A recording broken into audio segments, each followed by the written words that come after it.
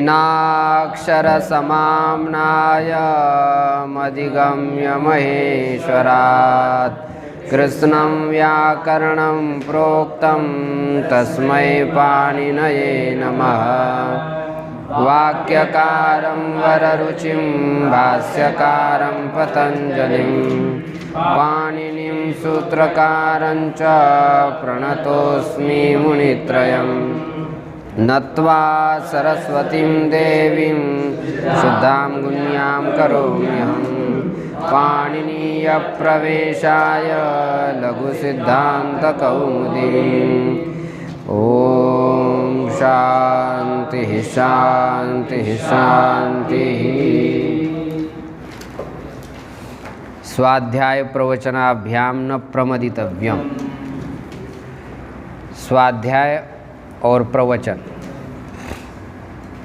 स्वशाखा अध्ययन और जिस शाखा का हम अध्ययन कर रहे हैं उसका अर्थानुसंधान, दूसरे को पढ़ाना, इसको प्रवचन कहते हैं। तो इनसे कभी प्रमाद नहीं करना चाहिए, ऐसा वेद का आदेश है। निरंतर पढ़ते रहना चाहिए। वेद को समझने के लिए आवश्यक है अंग। उन सभी अंगों में प्रमुख अंग व्याकरण माना गया। व्याकरण में हम पंच संधि का विचार कर रहे हैं। अच संधि में पूर्व पररूप संधि कल पूरी हो गई। अकस्वर्ण दीर्घ, यह सूत्र भी पूरा हो गया। अब पूर्व रूप संधि आ रही है। इस संधि का विवेचन करने से पहले तुल्यास्य प्रयत्नम सवर्णम, इस सूत्र के वृत्ति को कंठस्थीकरण श्री रामकिशन जी दे रहे हैं। तो यह आकर के वृत्ति कंठस्थीकरण। तुल्यस्य प्रयत्नम सवर्णम, क्या? तुल्यस्य नहीं, तुल्यास्य। तुल्यास्य प्रयत्नम सवर्णम कालवादिस्थानं माप्यन्तर प्रयत्नश्चेत् तद्वयं यस्य येन तुल्यं तन्विषः सवर्णसंज्ञं स्यात्। वॉल्यूम बढ़ाओ थोड़ा सा आवाज़।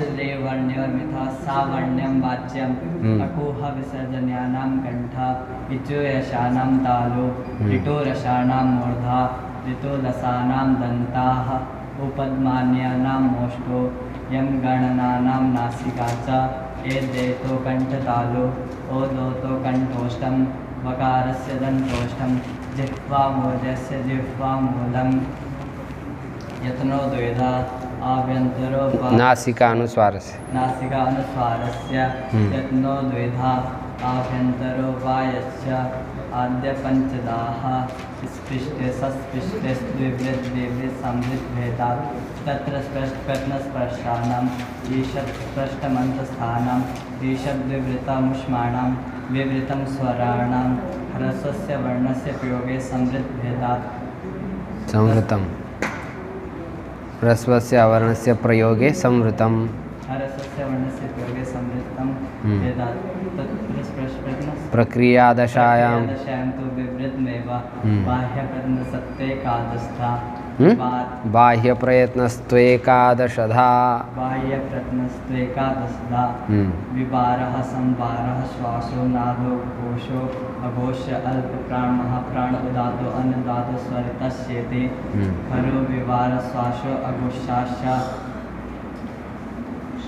संवारनाद घोषाश्च वर्गाणां प्रथमा तृतीया पंचमायणश्चाल्पप्राणः वर्गाणां द्वितीय चतुर्थ षलश्महाप्राणः गाद्यो मांसानां स्पर्शा गणोन्तस्थः शल्पुष्माणः अजस्वराः अक्क अघ्घ इति कठाभ्यां प्राकृतविसर्ग सदृश जिह्वामोदस्य अह्प अप्प इति कठाभ्यां प्राकृतविसर्ग सदृश उपद्मान्यः अह इत्यस्य परानुसार विसर्गः।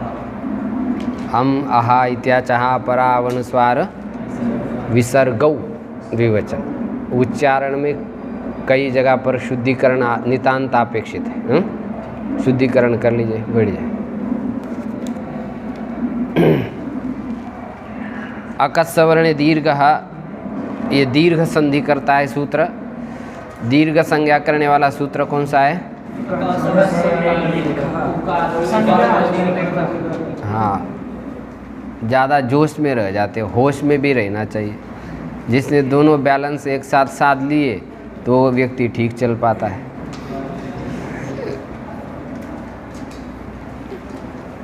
ऊकालो झस्व दीर्घ प्लुतः, ये दीर्घ संज्ञा करता है। इस सूत्र की सहायता से और स्थानांतरतम, इस सूत्र की सहायता से हम एक दीर्घ आदेश करते हैं। विधि सूत्रों के सूत्रार्थ के लिए परिभाषाएं आवश्यक होती है। परिभाषाओं को जोड़ करके ही विधि सूत्रार्थ करना चाहिए, ये पहले आपको स्पष्ट बताया। अब इसके बाद हम आगे चलते हैं। पूर्व रूप संधि आ रही है। पूर्वस्य यद रूपम, हाँ पूर्व रूपम, पूर्व जो स्थानीय है उसका जो स्वरूप है वही आदेश जिस संधि में किया जाता है उसको पूर्व रूप संधि कहते हैं। उदाहरण से स्पष्ट होगा। उदाहरण क्या दे रहे हैं? हरे अव विष्णु अव। अव का क्या अर्थ होता है? मंत्र में बोलते हैं ना, ओम सहनावतु सहनौ भुनक्तु। अवतु शब्द आया पहले। अवतु का क्या अर्थ होता है? रक्षतु, विधि है। हे प्रभु आप हमारी रक्षा कर। इस संसार में रक्षक केवल भगवान ही है।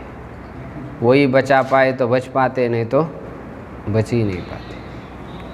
कभी कुछ बम स्फोट हो जाता है। हरे धन अव, विष्णु धन अव, तो इस अव का क्या अर्थ है? रक्ष इत्यर्थ। हे हरे त्वं रक्ष, हे विष्णु त्वं रक्ष, आप हमारी रक्षा कीजिए। प्रार्थना की जा रही है। अब यहाँ पर वाक्य है। वाक्य होने के कारण संहिता कैसी है? ऐच्छिक है। कर भी सकते हैं, नहीं भी कर सकते। अब हम करने जा रहे हैं संधि यहाँ पर। तो कौन सी संधि प्राप्त है? पूर्व में जो संधि हमने पढ़ी है उसमें से कोई संधि यहाँ लग रही है क्या? एचो एवा यावह। और कोई संधि लग रही है? कोई संधि नहीं लग रही, बस एक ही एचो एवा यावह। इसी सूत्र के द्वारा यहाँ पर अव और आव आदेश प्राप्त है। उसका बात करके आगे सूत्र आ रहा है। एंगह पदांतादति।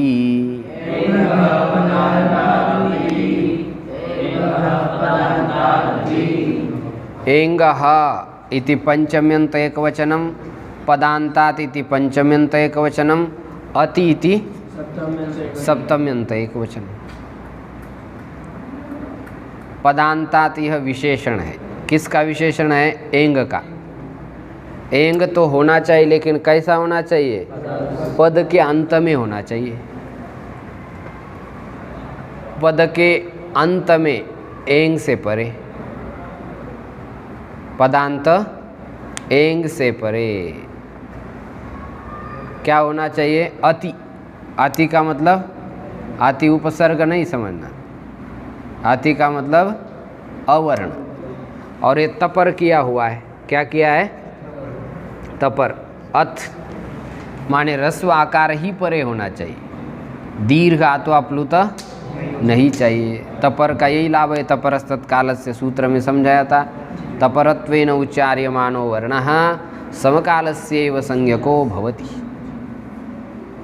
तपर रूप से जिसका उच्चारण किया जा रहा है, जिस वर्ण का, वह अपने समकाल का ही ग्राहक होता है।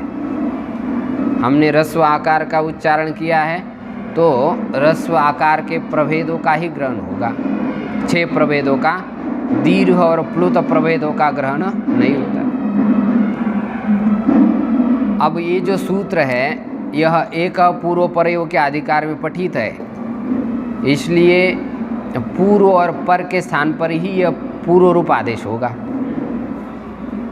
यहाँ पर स्थानीय 2 है, पूर्व वर्ण और पर वर्ण, दोनों के स्थान पर होगा। लेकिन पूर्व में चाहिए एंग और बाद में चाहिए आकार, तब ऐसी स्थिति में ही यह सूत्र लग जाता है। ध्यान रखेंगे एंग पदांतात यह जो सूत्र है यह यचो यवा यावह इस सूत्र का अपवाद है। यचो यवा यावह सूत्र जब आकार पर में होगा तो रस्व आकार यदि पर में होगा तो उस समय नहीं लगेगा, उस समय यही सूत्र लगेगा एंग पदांतादति। तो आकार यदि पर में है तो नहीं लग पाएगा, उस समय यह अपवाद हो जाता है। पूर्व में एंग चाहिए, एंग प्रत्याहार में कितने वर्ण आते हैं? 2 वर्ण, एकार और ओकार। तो पदांत एंग से परे रस्व आकार परे होने पर पूर्व और पर के स्थान पर एक पूर्व रूप आदेश हो जाता है। तो इस संधि में पूर्व में कौन सा वर्ण होगा? एकार और ओकार ही होगा, दूसरा कोई वर्ण होगा ही नहीं। यदि होगा तो ये संधि ही नहीं हो पाएगी वहाँ पर। तो पूर्व रूप आदेश हो मतलब क्या हो? एकार और ओकार आदेश हो जो पूर्व में उपस्थित रहता ही है। देखेंगे इस सूत्र का अर्थ घटाएंगे। हरे ये है संबुद्धि का एक वचन, विष्णु यह भी है संबुद्धि का एक वचन। यहाँ पर सु आया था उसका लोप हो गया है, एंग रस्वात संबुद्धे, इसलिए प्रत्यलोपे प्रत्यलक्षण मान करके पदांत में है। हरे और विष्णु किस में है? क्योंकि पद संज्ञा किसकी होती है? सुप्तिंगंतम पदम। सुप और तिंग जिसके अंत में, इसके अंत में सुप है लेकिन उसका लोप हो गया है। लोप होने के बाद भी उसको हम समझेंगे, वहाँ पर परिभाषा ही वैसी है, प्रत्यय लोपे प्रत्यय लक्षण। प्रत्यय का लोप हो जाने पर भी प्रत्यय निमित्तक कार्य हो जाता है। अंग कार्य यदि है तो कोई दिक्कत नहीं, पद कार्य है तो कोई दिक्कत नहीं है, अंग कार्य का निषेध हो जाता है। हरे धन अव, विष्णु धन अव, तो पदांत एंग मिल गया। यहाँ भी समझ जाइए आप, पदांत एंग से परे रस्व आकार है, पूर्व रूप कर देंगे तो दोनों को हटा देंगे और नया आदेश कर देंगे तो रूप क्या बनेगा? हरेव और विष्णु, ऐसा बनेगा। पंडित श्री भट्टोजी दीक्षित से पहले ये पूर्व रूप संधि में बीच में कुछ लिखा नहीं जाता था, लेकिन कई बार छात्रों को समझने में असुविधा होने लगी। तो इसलिए जब से पंडित श्री भट्टोजी दीक्षित आए तब उन्होंने पूर्व रूप संधि हुई है ये समझने के लिए क्या किया? अवग्रह चिन्ह लगा दिया। इसको क्या कहते हैं संस्कृत में? अवग्रह चिन्ह कहते हैं।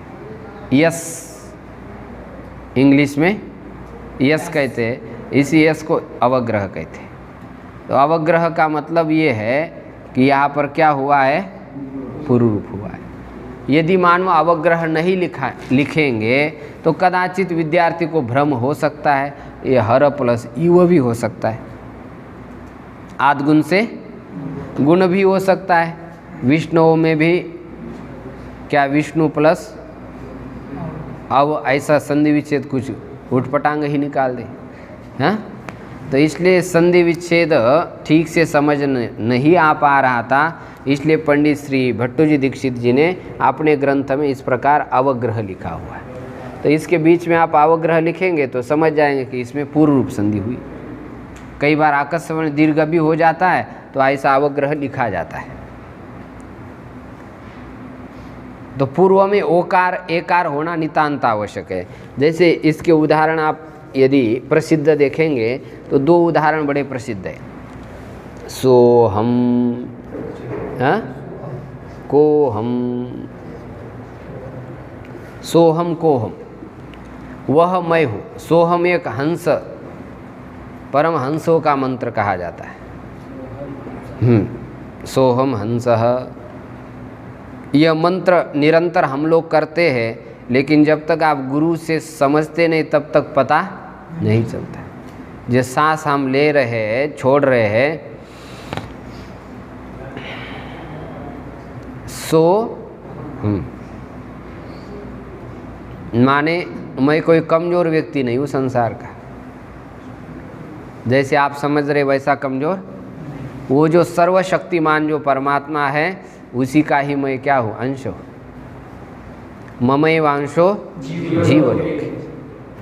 तो इसका यदि आप गुरु के मुख से ठीक से पाठ पढ़ेंगे सोहम का, तो आपको समझ में आ जाएगा कि मैं भी उस ईश्वर का अंश, ईश्वर अंश जीव अविनाशी। कोहम का मतलब क्या होता है? हाँ, अहम कह, मैं कौन हूँ। इस देह इंद्रियादि संगात में मैं कौन हूँ। आद्य गुरु शंकराचार्य जी ने बताया, चिदानंद रूप शिवोहम मनोबुद्धि अहंकार चित्तानि नाहम न च श्रोत्र जिह्वे न च घ्राण नेत्रे चिदानंद रूप शिवोहम न पृथ्वी हूँ, न आकाश हूँ, न वायु हूँ, न तेज हूँ। मैं तो चिदानंद स्वरूप हूँ। फिर भी चिदानंद स्वरूप का अनुभव नहीं हो रहा है, तो इसलिए गुरु के पास जा कर के नाक रगड़ो और समझो कि भाई चिदानंद क्या है, समझा दीजिए। हैं? जब तक आप किसी से समझोगे नहीं तब तक कुछ पता नहीं चलेगा। अपने पास सब कुछ है लेकिन पता नहीं चलेगा। इसलिए जानकारी बड़ी महत्वपूर्ण होती है, और आध्यात्म की जानकारी तो और महत्वपूर्ण है। बाकी संसार की जानकारी लिए या न लिए तो कोई इतना खास दिक्कत नहीं है, हैं? लेकिन आध्यात्म की जानकारी से यदि आप वंचित रहेंगे, अलग रहेंगे, तो बहुत कुछ हानि को प्राप्त हो सकते हैं, बड़े लाभ से आप वंचित रह सकते हैं। इसलिए सोहम कोहम, इसको आप हमेशा ध्यान रखें। ये एंग पदांतादति का यह उदाहरण है। अब आगे चलते हैं। ये हो गई पूर्व रूप संधि। आज संधियों में भी कितनी संधि आई है इसको सब आप लिख के रखें। अब इसके बाद संधि आ रही प्रकृति भाव संधि। कौन सी संधि?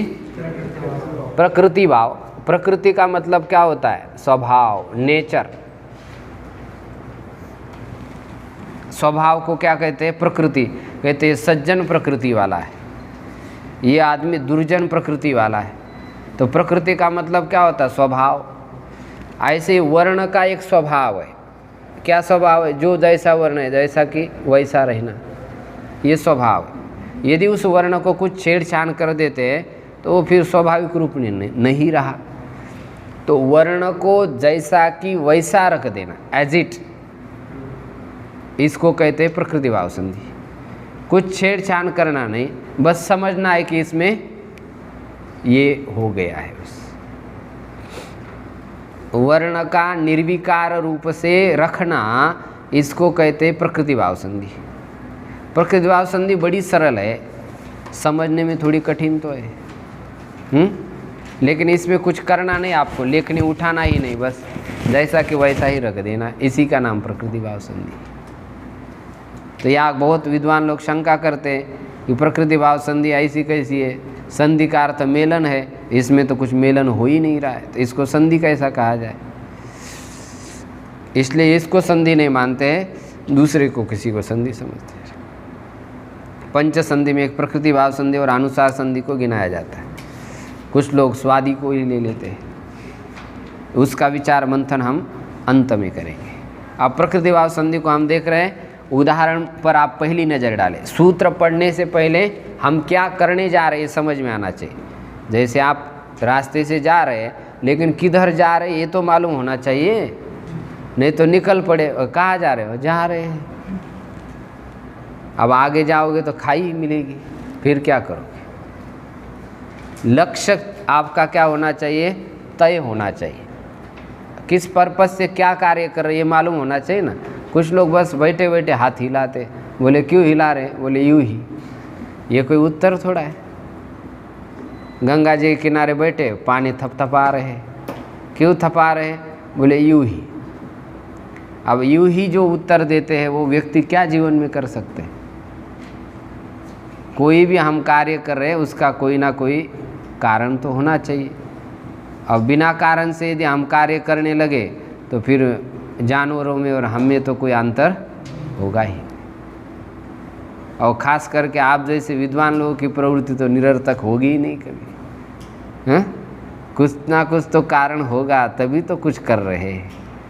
बड़े लोग ऐसा तो अनुमान करेंगे, ये लोग ऐसा बैठ कर के कुछ कर रहे हैं, इसका मतलब कुछ तो कुछ है, तभी बैठ कर के पढ़ रहे। नहीं तो सोने का समय है, कौन ऐसा पढ़ सकता है?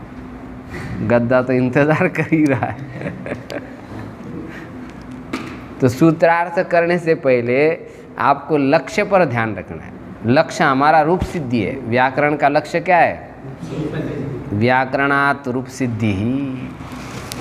रूप सिद्धि करना, तोड़ना जोड़ना, बस यही काम करना है इसमें। चलो उदाहरण देखें। क्या उदाहरण दे रहे? गोग्रम, गवाम अग्रह इति गोग्रम, गाय का आगे वाला भाग। अब मीनिंग इतना कोई नहीं है खास, लेकिन बस उदाहरण बन रहा है इसलिए दे रहे। गाय का आगे वाला भाग, ये इसका अर्थ है। अब इसमें संधि हम कर रहे हैं। देख रहे हैं आप, पूर्वतन कौन सा सूत्र प्राप्त है? यचो यवायावह। इसी से क्या प्राप्त है? अव आदेश प्राप्त है। और कोई सूत्र प्राप्त है? हाँ, एंगह पदांता दति। अभी आप सूत्र पढ़े थे, इस सूत्र से क्या प्राप्त है? पूर्व रूप प्राप्त। पंच संधि में आप इतना ही समझेंगे ना, कौन किस सूत्र का बाध्य बाधक है, बहुत बड़ी बात हो गई, बहुत बड़ी बात हो गई। या कौन से सूत्र लग रहे हैं और कौन सा सूत्र यहाँ पर लगाना चाहिए, इतना भी समझ गए ना आप, बहुत कुछ व्यवहार आपका सुधर जाएगा अपने आप। व्यवहार में व्याकरण है और व्याकरण में व्यवहार है। दोनों चीज़ें एक दूसरे से आप सीख सकते हैं। व्याकरण यदि समझ आए, व्यवहार भी समझ जाएंगे। सामान्य विशेष भाव समझना बहुत आवश्यक है। अब यहाँ पर अग्रिम सूत्र लग रहा है, सर्वत्र विभाषा गो हो।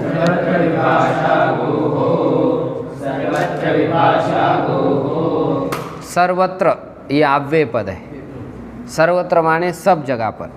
अब यहाँ दो ही जगह, एक लोक और वेद, लौकिक भाषा और वैदिक भाषा, दो प्रकार की भाषा संस्कृत में भी।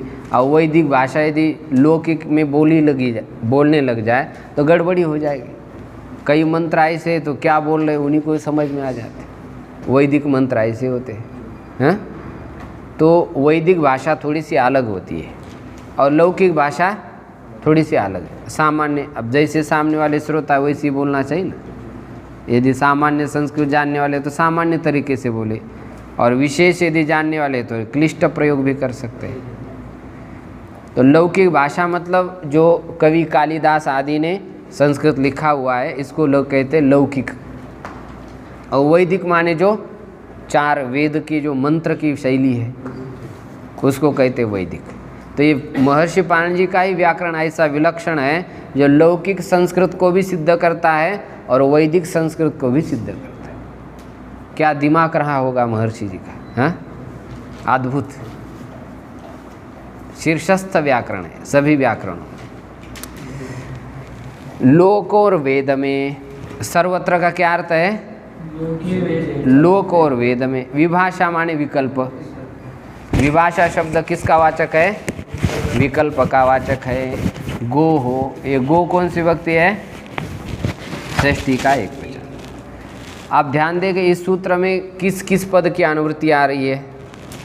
एंग पदांता दति से अति की अनुवृत्ति आ गई, एंगंत की भी अनुवृत्ति आ गई, हाँ? और पदांत की भी अनुवृत्ति आ जाएगी इसमें। मतलब पूरा की पूरा सूत्र इसमें अवतरित हो रहा है, सारा सूत्र। अब इस सूत्र को जोड़ करके पूरी वृत्ति कैसी बन रही देखे। लोके वेदे च एंगंतस्य गोरतिवा प्रकृति भाव पदांते। लोक और वेद में एंगंत गो शब्द के स्थान पर अति, माने आकार परे होने पर, रस्व आकार परे होने पर प्रकृति भावः पदान्ते, पद के अंत में क्या होगा? प्रकृति भाव होगा। यहाँ पर शर्तें कितनी है ध्यान रखनी पड़ती है। सूत्र के अंदर कई बार होता है ना, हजारों सूत्र है उसमें से यही लगाना है, तो दो चार जैसे प्राप्त जैसे दिखते, लेकिन आपको निर्णय करने की क्षमता आनी चाहिए कि नहीं यहाँ पर यही सूत्र लगेगा, क्योंकि उसमें ये नहीं है, इसमें ये है, इसलिए यही सूत्र लगेगा, ये नहीं लगेगा। ऐसा दिमाग होना चाहिए। वो दिमाग तब होता है जब आप सूत्रार्थ बिल्कुल पूर्ण रूप से हृदयंगम कर लेते हो, आत्मसात कर लेते हो, तो बराबर जो सूत्र लगाना है वही लगेगा, दूसरा नहीं लगेगा। ये अचूकता प्राप्त हो जाती है अभ्यास करने से।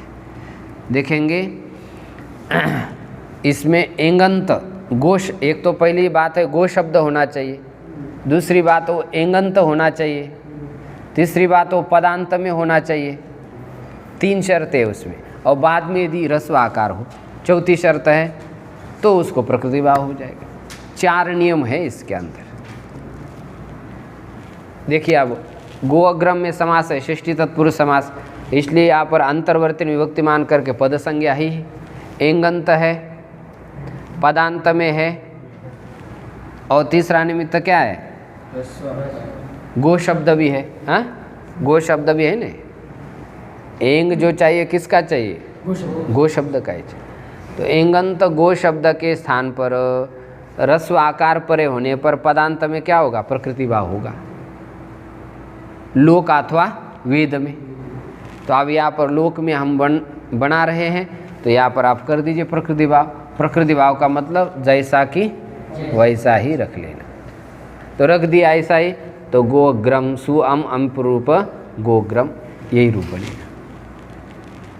अब ध्यान देंगे विभाषा का मतलब क्या होता है? विकल्प से। तो जिस पक्ष में यह सूत्र नहीं लगेगा वहाँ पर एंग पदांता दति आएगा, उससे पूर्व रूप हो जाएगा, तो रूप क्या बन जाएगा? गोग्रम। 2 रूप बन जाएंगे। आगे एक सूत्र आ रहा है विकल्प से काम करने के लिए, अवंग स्फोटायनस्य। वो अवंग करने के लिए भी आ रहा है, लेकिन उसका विचार हम आगे करेंगे। हाँ, चलते अभी। अब यहाँ पर थोड़ा कुछ प्रतिकूल उदाहरण दे रहे। प्रतिकूल उदाहरण समझने में थोड़ी आपको मेहनत करनी पड़ेगी। हाँ, जैसे एते दत्योत्सु में आया था, ऐसे यहाँ पर भी है। एंगंत से किम, गो शब्द कैसा होना चाहिए? एंगंत। ऐसा क्यों कहा? यदि एंगंत नहीं कहते तो सूत्रार्थ क्या हो जाता? पदांत में गो शब्द को प्रकृति भाव हो आकार परे होने पर, ऐसा अर्थ हो जाता। तब तो फिर चित्र गु अग्रम में भी प्रकृति भाव होने लग जाता। देखेंगे चित्रगु, चित्र गु प्लस क्या है? अग्र। चित्रगु अग्रम का क्या अर्थ है? चित्रगु का मतलब होता है जिसके पास चितकबरी गैया है। चित्रा गावो यस्य स चित्रगु। नीचे दिया है 6 नंबर टिप्पणी में। एक देश विकृतम अनन्यवत इति न्यायेन गो शब्दत्वे अपि एंगंतत्व अभावात् न प्रकृति भाव यस्य चित्रा गावस्तस्य अग्रम इति शब्दार्थ। जिसके पास चित्रा गाय, चित्रा गाय का जो मालिक है उसको कहते हैं चित्रगु। जैसे जो पीले कपड़े का मालिक है उसको क्या कहेंगे? पीतांबर। पीतम अंबरम यस्य स, और नीला जो है वो नीलांबरम। नीलम अंबरम यस्य स नीलांबर, बहुरी समास। और श्वेतांबरः, श्वेतम अंबरम यस्य स श्वेतांबरम। तो चित्रगु का अर्थ चितकबरी गायों का स्वामी, और आग्र माने उसका अग्र। चितकबरी गायों के जो स्वामी हैं उसका अग्रभाग। यहाँ पर आप देख रहे हैं ये जो है गो शब्द है कि नहीं? यद्यपि गो शब्द नहीं है तो गु है। क्या है? लेकिन एक न्याय, एक देश विकृत, थोड़ा सा विकृत होने पर अन्य जैसा नहीं माना जाता। कुत्ते का पूंछ कट जाता है तो उसको गधा अथवा घोड़ा थोड़ा कहा जाता है, उसको क्या कहा जाता है? कुत्ता ही कहा जाता है। ऐसे ओकार का उकार हो गया गो स्त्री रूप सर्जन से सूत्र से, तो भी उसको गो शब्द माना जाएगा। गो शब्द तो है यहाँ पर। और पदांत में भी है, यदि एंगंत नहीं कहते तो यहाँ पर भी प्रकृति भाव होने लग जाता। यहाँ पर प्रकृति भाव न हो, इसलिए सूत्र में क्या कहा? एंगंत। अब ये एंगंत है क्या? एंगंत नहीं है। आप कहेंगे कि इसमें भी एक देश विकृत मन्यत, मान लो उकार को ओकार मानो, ऐसा यदि करोगे तो फिर गड़बड़ हो जाएगा। कहीं पर भी कुछ भी न्याय लगा दो, दे दिए 8 रुपये, समझ लो 10 रुपये हैं, और एक देश विकृत मन्य, 2 रुपये थोड़े विकृत हो गए हैं, उसको 10 रुपये समझो, फिर तो ये बढ़िया हो जाएगा। 1 करोड़ रुपये किसी से ले लिया और दे दिया 98,000 दे दिया, बोले 2,000 को एक देश विकृत मन्य से, तो देने वाला आदमी जो घाटे में पड़ जाएगा। तो कहीं पर भी कोई न्याय नहीं लगाया जाता, थोड़ा औचित्य भी देखना चाहिए ना, नहीं तो कई जगह पर लगा देते लोग। काय करोड़ा भानुवती ने कुनवा जोड़ा, तो ऐसा थोड़ा होता है। जो चीज़ जहाँ लगानी वही लगाने से शोभा दे देती। अब कान के कुंडल लगा दिए पैर में, और पैर के जो पैंजनियाँ लगा दिए कान में, तो शोभा कैसी देगी? महाराज जी एक न्याय था, पता नहीं कौन सा, छिन्ने पुच्छे वैसे कर दवाए से कुछ न्याय। हाँ, तो यही तो बता रहे और क्या बता रहे? एक देश विकृत मन्य होता, छिन्ने पुच्छे श्वान गर्दभः नाश्वा, वही बता रहे। तो एक देश विकृत मन्य, तो न्याय केवल गो शब्द समझने के लिए लगाना है। ये गो का ओकार का उकार हो गया तब लगा लेना है। तो यहाँ पर एंगंत न होने के कारण प्रकृति भाव नहीं होगा। ये इक्वेनसी से क्या होगा? यन उकार के स्थान पर वह कर देंगे, मिला देंगे, तो रूप क्या बनेगा? चित्रग्वग्रम। हाँ, चित्रग्वग्रम, ऐसा। ठीक से बैठो, अभी से चूल्हा बना दिया है। चित्रग्वग्रम। अब आगे देखें, पदांते किम, पदांत ऐसा क्यों कहा? अब यहाँ उदाहरण क्या दे रहे? गो हो। ये गो हो कौन सी विभक्ति है? षष्ठी पंचमी का, षष्ठी अथवा पंचमी का एक वचन है। तो पंचमी षष्ठी गस प्रत्यय आता है, गस का आस बच जाता है। अब पद संज्ञा किसकी होती है? इसकी होती है या पूरे भाग की होती है? पूरे भाग की। यदि पदांत नहीं कह देंगे तो यहाँ पर आप देख रहे गो शब्द है, एंगंत भी है, और बाद में आकार है, प्रत्येक आकार है, तो यहाँ पर भी प्रकृति भाव होने लग जाता है। यहाँ पर प्रकृति भाव न हो, इसलिए सूत्र में क्या कहा? पदांत। ये गो शब्द पदांत में है ही नहीं, ये अपदांत में है। पद संज्ञा तो तब होती सुप्तिंगंतम पदम, सुप और तिंग जिसके अंत में। अभी जब तक मिलाया नहीं तो तब तक पद कैसा होगा? हैं? तो गो शब्द पदांत में ही होने पर प्रकृति भाव हो जाएगा। यहाँ पर पदांत में नहीं है, इसलिए प्रकृति भाव नहीं हुआ। यहाँ पर विशेष सूत्र लग जाता है गसी गसोश्च, इसी से पूर्व रूप हो जाता है पदांतर तो विसर्ग गो हो, ऐसा रूप हो जाता है। तो सूत्र में एंगंत कहना भी आवश्यक है और पदांत कहना भी आवश्यक है। यदि ऐसा नहीं कहेंगे तो अन्यत्र भी प्रकृति भाव संधि की आपत्ति है। ये पदकृत्य इसका हो गया, प्रतिकूल उदाहरण हो गए। अब हम आ रहे दूसरा एक उदाहरण हमको दे रहे हैं आप। आगे आप ध्यान दीजिए, गवाग्रम ही उदाहरण है। अवंग स्फोटायन सूत्र के ऊपर ध्यान देंगे। गवाग्रम, गोधन अग्रम, ये स्थिति है। गोधन अग्र ये स्थिति है। इस स्थिति में अब आगे आने वाला सूत्र लग रहा है। दो परिभाषाएं बीच में आई है, उनको छोड़ करके सीधा आप आगे वाला सूत्र पढ़ें। अवंग स्फोटायनस्य,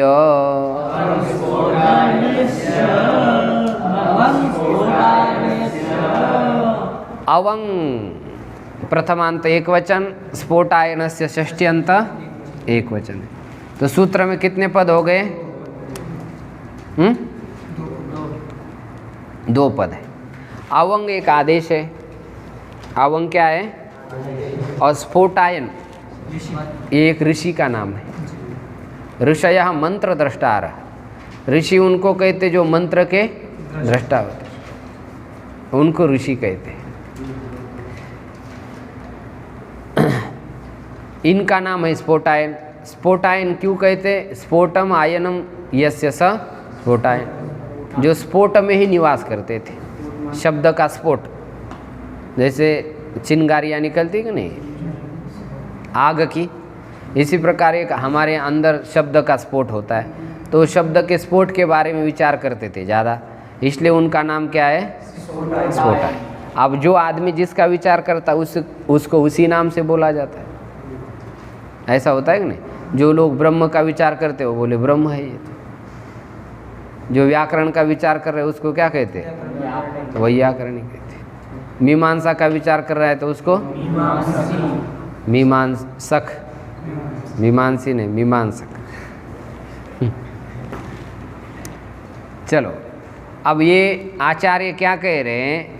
जो गो शब्द, एंगंत गो शब्द है, उसको अवंग आदेश करे। कब? रस्वाकार परे, अच परे होने पर, विकल्प से।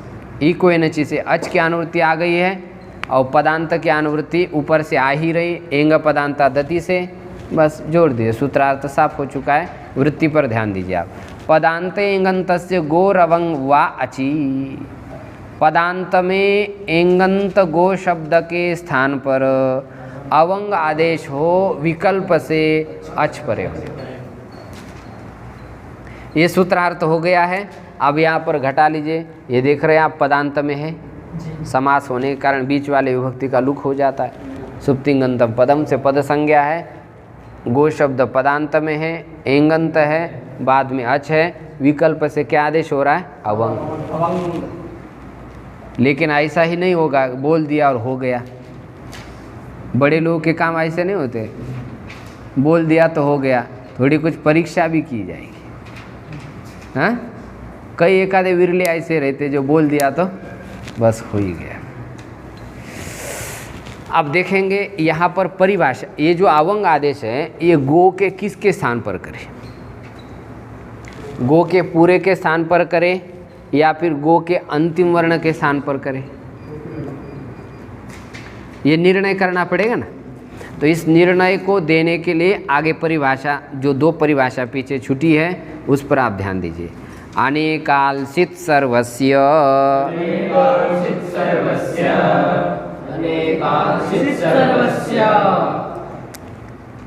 अब यहाँ पर एक परिभाषा आप पहले पढ़ चुके हैं, वो यहाँ पर प्राप्त हो रही है। कौन सी परिभाषा? अलोन्त्यस्य। तीन परिभाषाओं को आप ध्यान रखें, एक और अभी दो आ रही है। आलोन्त्य से परिभाषा कह रही है षष्ठी विभक्ति के द्वारा निर्दिष्ट अंत्य अल के स्थान पर ही आदेश हो।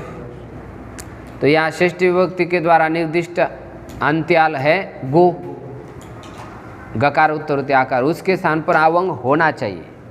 आलोन्त्य से परिभाषा की सहायता से ओकार के स्थान पर अवंग होना चाहिए, किंतु उसका अपवाद परिभाषा आ गई अनेकालसित सर्वस्य। अनेकाल, अनेक, अनेकः अलः यस्मिन् आदेशे, सो आदेश अनेकाल आदेश का विशेषण है। शीत शकारित यस्य स, शकार की जिसकी इत संज्ञा हो रही है ऐसे आदेश को कहते हैं सित। आदेश के दो विशेषण है, अनेकाल हो और सित हो। यदि आदेश अनेकाल है और सित है, सित का मतलब जिसकी शकार की इत संज्ञा, जैसे एक आगे तद्धित में सूत्र आता है इदमो ईश, क्या सूत्र है? इदमो ईश, इदम के स्थान पर ईश आदेश हो तो वो ईश आदेश इदम के पूरे के स्थान पर हो जाता है। क्यों? ये शकार इत संज्ञक है इसलिए इसको सित कहते। शकार जिसकी इत हो गई उसको क्या कहते हैं? सित। तो सित आदेश जिसके स्थान पर कहा गया उसके पूरे के स्थान पर हो जाता है और आदेश आने काल होना चाहिए। अब अवंग में देखेंगे गकार की इत संज्ञा है, क्या बचता? अव। तो अव में कितने अल है? दो अल है। दो या दो से अधिक यदि वर्ण है तो उसको हम कहते हैं अनेकाल। क्या कहते हैं? तो ये अनेकाल हो गया। अब अनेकाल जो आदेश है यह संपूर्ण स्थानीय के स्थान पर होना चाहिए। स्थानीय क्या है हमारा? गो। क्या है? पूरे के स्थान पर प्राप्त है, लेकिन पूरे के स्थान पर करना भी हमको इष्ट नहीं है। आलोन्त्य से परिभाषा का अपवाद, इस परिभाषा ने कहा कि आने काल यदि आदेश है तो संपूर्ण के स्थान पर करें, स्थानीय के संपूर्ण के स्थान पर आदेश करें। देखेंगे इस परिभाषा का अर्थ 7 नंबर टिप्पणी। आने काल शिच्च आदेशो सर्वस्य स्थाने भवतः। आने काल और शित आदेश सर्वस्य स्थाने, स्थानीय के संपूर्ण के स्थान पर होते हैं। भवतः माने होते हैं, आदेश 2 है इसलिए भवतः द्विवचन। अब इसका भी, इस परिभाषा का भी अपवाद सूत्र आगे आ रहा है। गिच्च, गिच्च, गित च, कितने पद है सूत्र में? 2 पद। गित का मतलब क्या है? गकार इत यस्य स गित। जिसकी गकार की इत संज्ञा होती है उसको क्या कहते हैं? गित। ये अवंग जो आदेश है उसमें गकार की इत संज्ञा हुई कि नहीं हुई? किस सूत्र से? हलंत्यम। हलंत्यम उपदेश अवस्था में आदेश है तो उसका अंतिम अवयव गकार की इत संज्ञा हो गई, तस्य लोप से लोप हो गया तो ये हो गया गित। गकार इत यस्य स गित। तो जो गित आदेश है वह आदेश यदि आने काल है तो भी वह अंतिम वर्ण के स्थान पर ही होगा। वृत्ति पर साफ लिखा है, गिदाने कालापि अंत्यस्यैव स्यात्। गीत आदेश आने काल होने पर भी अंत्य वर्ण के स्थान पर ही होगा। आलोन्त्यस्य का अपवाद है आने काल सित सर्वस्य, आने काल सित सर्वस्य का अपवाद है गिच्च। अब गिच्च परिभाषा आकर के उसने निर्णय दे दिया। ये बाध्य बाधक भाव संबंध है, ध्यान रखेंगे। इसका विषय जो है ना, आलोन्त्य से परिभाषा का जो विषय है वो अंतिम वर्ण है, उसके स्थान पर आदेश हो जाता है। आने काल सित सर्वस्य के लिए आदेश आने काल चाहिए और सित चाहिए, और गित के लिए केवल एक गकारित चाहिए बस। आदेश में यदि गकारित है तो यदि आने काल भी है तो वो पूरे के स्थान पर नहीं होकर के अंतिम वर्ण के स्थान पर होगा। कर दीजिए अंतिम वर्ण के स्थान पर गकार उत्तरवर्ती ओकार, उसके स्थान पर अव आदेश हो गया। वर्ण सम्मेलन कर दीजिए गव, और आग्र में अकस वर्णे दीर्घ गवाग्र, सु अम अमीपुर रूप गवाग्रम। ध्यान देंगे अवंग आदेश विकल्प से होता है। जिस पक्ष में नहीं होगा उस पक्ष में सूत्र लग जाएगा सर्वत्र विभाषा गो हो, इसी से प्रकृति भाव हो जाएगा। तो प्रकृति भाव पक्ष में रूप क्या बनेगा? गोग्रम, हाँ गो अग्रम बनेगा ऐसा। और जिस पक्ष में प्रकृति भाव नहीं होगा उस पक्ष में एक पदांता दति से पूर्व रूप होगा। तो कितने रूप बन जाएंगे? 3 रूप बन जाएंगे।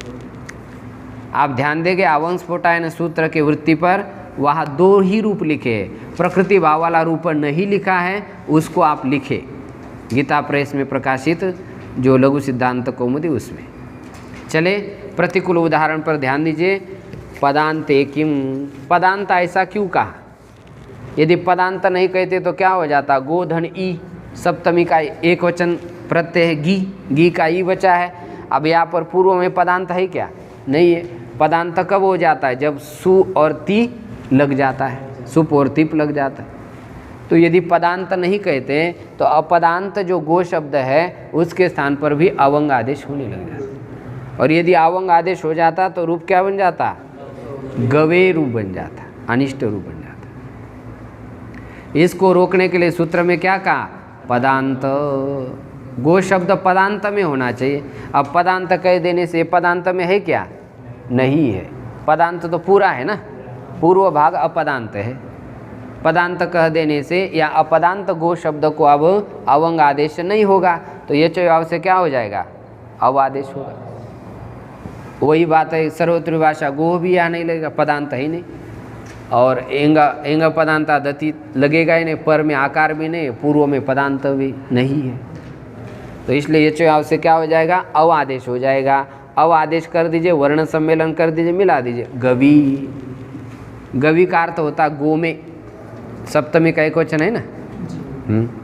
तो गवी में अवंग आदेश नहीं हो रहा है क्योंकि यहाँ पर जो गो शब्द है वो पदांत में नहीं है। इस प्रकार ये प्रतिकूल उदाहरण हो गए। तो प्रकृति भाव संधि के कुछ उदाहरण यहाँ पर आपको दिए हैं। प्रकृति भाव संधि और भी आगे बची हुई है, उसकी विशेष चर्चा हम अगले पाठ में करेंगे।